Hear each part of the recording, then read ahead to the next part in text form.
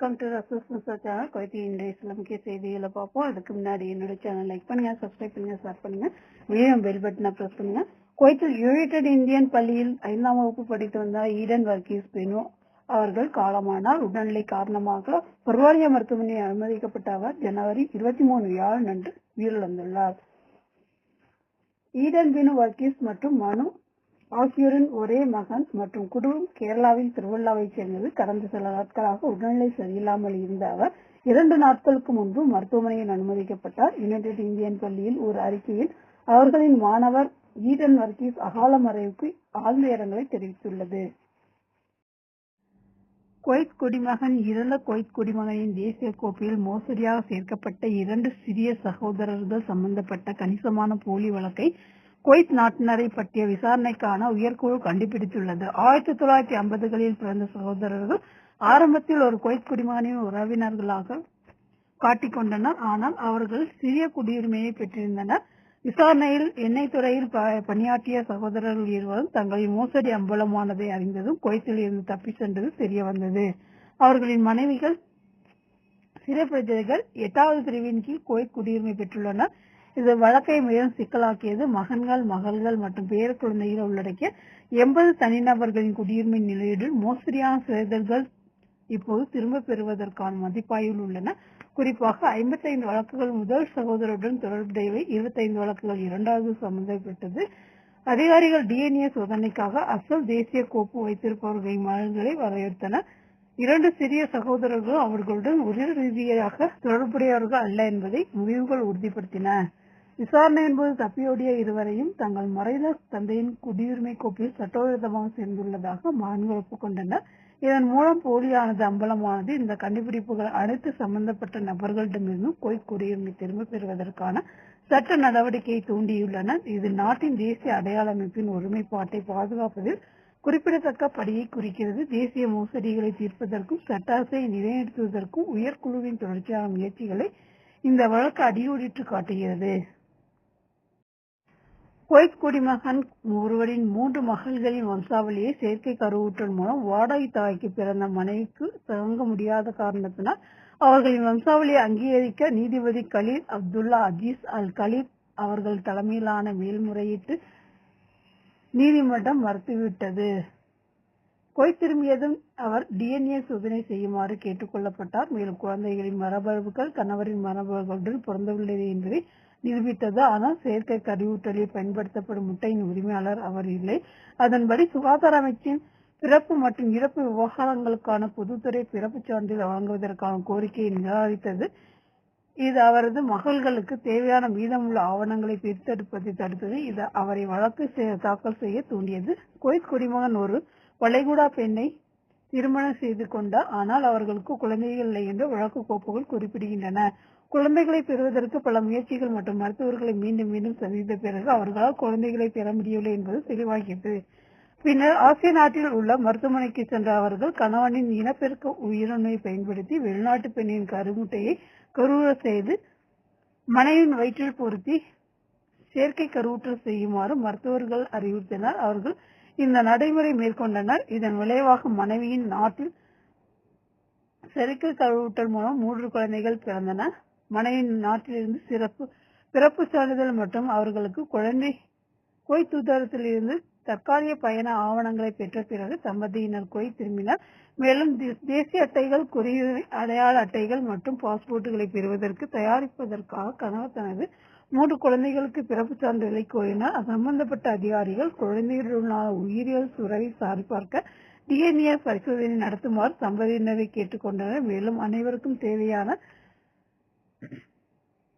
பரிசோதனையை மேற்கொண்டனர். இருப்பினும் அந்த தம்பதிகள் எதிர்பார்த்ததாக முரணான முடிவுகள்.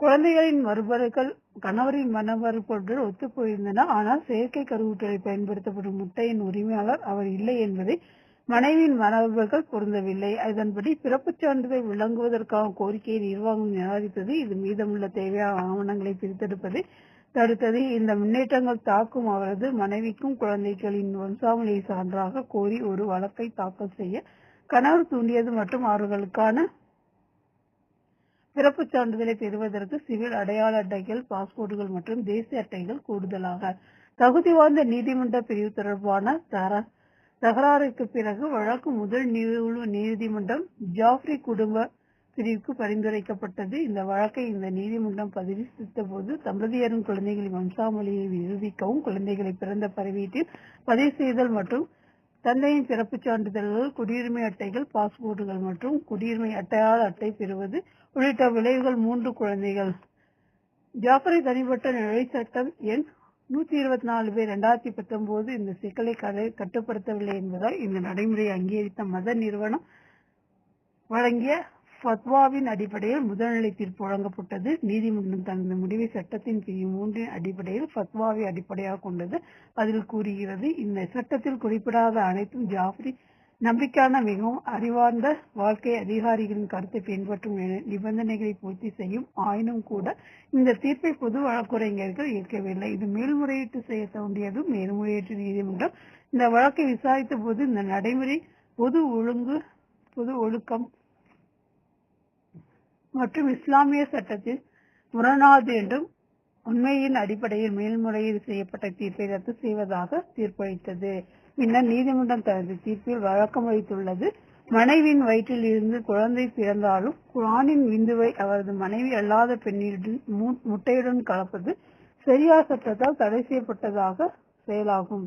இது சரியா சட்டம் மற்றும் பரம்பரையை பாதுகாப்பதில் உள்ள நோக்கத்திற்கு முரணானது. ஏனெனில் இது திருமணத்தின் சட்டப்பூர்வதற்கு உரிய ஒரு ஆணுக்கும் பெண்ணுக்கும் இடையிலான பாவ உறவின் விளைவாக ஒரு மூலத்தில் பொது ஒழுக்கம் மற்றும் இஸ்லாமிய சட்டத்தின் முரணானது. உண்மையின் அடிப்படையில் மேல்முறையீடு செய்யப்பட்ட தீர்ப்பை ரத்து செய்வதாக தீர்ப்பளித்தது. பின்னர் நீதிமன்றம் தனது தீர்ப்பில் விளக்கமளித்துள்ளது. மனைவியின் வயிற்றிலிருந்து குழந்தை பிறந்தாலும் ஆணின் விந்துவை அவரது மனைவி அல்லாத பெண்ணின் முட்டையுடன் கலப்பது சரியா சட்டத்தால் தடை செய்யப்பட்ட செயலாகும். இது சிரியா சட்டம் மற்றும் பரம்பரையை பாதுகாப்பதில் உள்ள நோக்கத்திற்காக முரணானது. ஏனெனில் இது திருமணத்தின் சட்டப்பூர்வத்திற்கு ஒரு வெளியே ஒரு ஆணுக்கும் பெண்ணுக்கும் இடையிலான பாட விளைவின் விளைவாக ஒரு மூலத்தில் சந்திக்கிறது.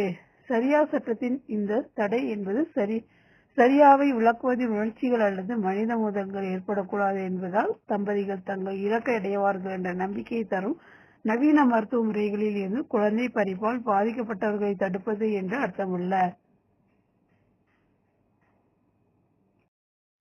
வர்த்தகம் மற்றும் தொழில்துறை அமைச்சகத்தின் வணிக கட்டுப்பாட்டுத்துறை பொருட்கள் மற்றும் விலை நிர்ணயம் செய்வதற்கான தொழில்நுட்ப ஆணையத்தின் ஒருங்கிணைப்புடன் வரவிருக்கும் புனித ரமலான் மாத சந்தையின் தயார் நிலையை மதிப்பிடுவதற்காக கூட்டம் நடத்தியது. வணிக கட்டுப்பாட்டுத்துறையில் இயக்குநர் ஃபைசல் அல் அன்சாரி அவர்கள் ஆய்வு மற்றும் அவசர பிரிவுகளின் தலைவர்களை சந்தித்து மத்திய சந்தைகள், கூட்டுறவு சங்கங்கள், இறைச்சி மற்றும் பேரிச்சம்பழ கடைகள், உணவகங்கள், இனிப்பு கடைகள் மற்றும் ஆலைகளை ரமலான் தொடங்குவதற்கு முன் கண்காணிக்கும் திட்டங்களை பற்றி விவாதித்தார். அமைச்சகத்தால் அங்கீகரிக்கப்பட்ட விலைகளுக்கு இணங்குவதை உறுதி செய்யவும், ரமலானுக்கு முன்னும் பின்னும் அவற்றை ஒப்பிட்டு பார்க்கவும் தீவிர ஆய்வு பிரச்சாரங்களை அடுத்த வாரம் தொடங்க வேண்டும் என்றும் அவர் அறிவுறுத்தினார். கூடுதலாக புனித மாதத்தில் கிறிஸ்டியன் கொண்டாட்டத்திற்காக தயாரிக்கப்பட்ட உணவுப் பொருட்களின் பாதுகாப்பை உறுதிப்படுத்த இனிப்பு கடைகளை ஆய்வு செய்வதன் முக்கியத்துவத்தை அல் அன்சாரி அவர்கள் வலியுறுத்தினார். வாகன உரிமத்தை பொய்யாக மாற்றியமைத்த தொடர்பான குற்றச்சாட்டில் போக்குவரத்து துறை ஊழியர், குடிமகன் மற்றும் 3 நாடற்ற நபர்களுக்கு குற்றவியல் நீதிமன்றம் 5 ஆண்டுகள் சிறை தண்டனை விதித்துள்ளது. போலி ஆவணங்களில் 45 வாகனங்கள் மொத்தம் 4,37,000 தினார்களுக்கு விற்கப்பட்டன. முதல் பிரதிவாதி தலைநகர் போக்குவரத்து துறையில் ஒரு பொது ஊழியர் உத்தியோகபூர்வ மின்னணு ஆவணங்களை போலியாக தயாரித்ததாக பொது வழக்குரைஞர் குற்றம் சாட்டினார். பிரதிவாதி பொது போக்குவரத்து துறையின் கணினி அமைப்பில் உள்ள 45 வாகன இயக்க உரிமங்களை மாற்றியமைத்தது தவணைகளுக்கு தேவை என்ற தொற்றடையை நீக்கி அது தவறான தகவல். 2வது முதல் 5வது பிரதிவாதிகள் முதல் பிரதிவாதிக்கு போலியாக உதவுவதற்கு சரி செய்ததாக குற்றம் சாட்டப்பட்டது. போலியான ஆவணங்களை தயாரிப்பதில் அவருடன் ஒத்துழைத்து 54 வாகனங்களை விற்றதன் மூலம் கிடைத்த வருமானத்தை போலி ஆவணங்களில் விவரிக்கப்பட்டுள்ள நிதி தொகையை சட்டவிரோதமாக பெற அவருக்கு உதவினார்கள். குவைத்தில் போலி சீருடைகளை பயன்படுத்தி மோசடி திட்டங்களால் மக்களை ஏமாற்ற முயற்சிக்கும் போலீஸ் அதிகாரிகளை காட்டிக் கொடுக்கும் மோசடி செய்பவர்களிடம் ஜாக்கிரதை. குவைத் காவல்துறை ஒருபோதும் வீடியோ அழைப்புகளை நடத்தவில்லை என்பதையும் அறியாமல் இந்த குற்றவாளிகள் சட்ட அமலாக்க விரைவுடனாக நடத்தி வீடியோ அழைப்புகளை மேற்கொள்ளப்படுவதாக கூறப்படுகிறது. உத்தியோகபூர்வ சனடுகள் மூலம் எந்தவொரு உரிமைகோரல்களையும் சரிபார்ப்பதன் முக்கியத்துவத்தை வலியுறுத்தி பொதுமக்கள் எச்சரிக்கையாக இருக்கவும் இதுபோன்ற மோசடிகளை தவிர்க்கவும் அதிகாரிகள் எச்சரிக்கின்றனர். இஸ்ரா மற்றும் மிஹ்ராஜ் பண்டிகையை முன்னிட்டு உள்ளூர் வங்கிகள் ஜனவரி 30 வியாழனன்று மூடப்படும் என்று குவைத் வங்கி சங்கம் அறிவித்துள்ளது. கேபிஏயின் துணை பொதுச் செயலாளர் சேகா அல் எக்ஸா புதன்கிழமை ஒரு செய்தி அறிக்கையில் உறுதிப்படுத்தினார். இந்த சந்தர்ப்பத்திற்கான அதிகாரப்பூர்வ விதிமுறை இணங்க மூடப்பட்டுள்ளது. குவைத் மத்திய வங்கி வழங்கிய உத்தரவை தொடர்ந்து பிப்ரவரி அன்று ஞாயிற்றுக்கிழமை வங்கிகள் மீண்டும் செயல்படும் என்று அல் எக்ஸா மேலும் கூறினார். ஜனவரி 14 அன்று பிரதமர் ஷேக் அஹ்மது அப்துல்லா அல் அஹ்மது அல் சபா அவர்கள் தலைமையில் நடைபெற்ற வாராந்திர கூட்டத்தின் போது அனைத்து அமைச்சகங்களும் அரசு நிறுவனங்கள் மற்றும் பொது நிறுவனங்களின் பணிகளை ஜனவரி 30 வியாழனன்று நிறைவேற்ற அமைச்சரை முன்பு முடிவு செய்தது. இஸ்ரா மற்றும் மிஹ்ராஜ் கொண்டாட்டத்தில் பிப்ரவரி 2 ஞாயிற்றுக்கிழமை அதிகாரப்பூர்வ பணிகள் மீண்டும் தொடங்கும். குவைத்தின் இன்றைய சில முக்கிய செய்திகளை பார்த்து உங்கள் அனைவரின் எல்லாதருடன் இனிய பயணத்தை தொடர அடுத்த தகவலில் சந்திப்போம் என கூறி விடைபெறுவது உங்கள் ரசூல். நன்றி, வணக்கம்.